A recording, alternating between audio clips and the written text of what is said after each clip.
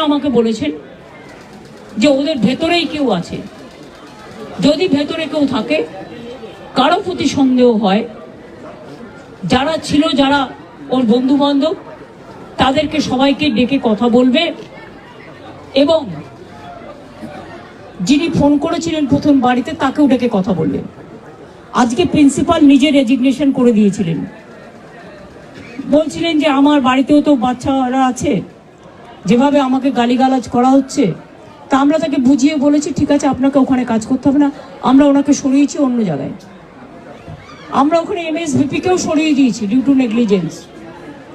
আমরা হাসপাতাল থেকে হেড অফ দ্য ডিপার্টমেন্ট, যে চেস ডিপার্টমেন্ট, তাকেও সরিয়ে দিয়েছি এবং পুলিশ পোস্টে যে ACP ছিলেন তাকেও সরিয়ে দিয়েছি।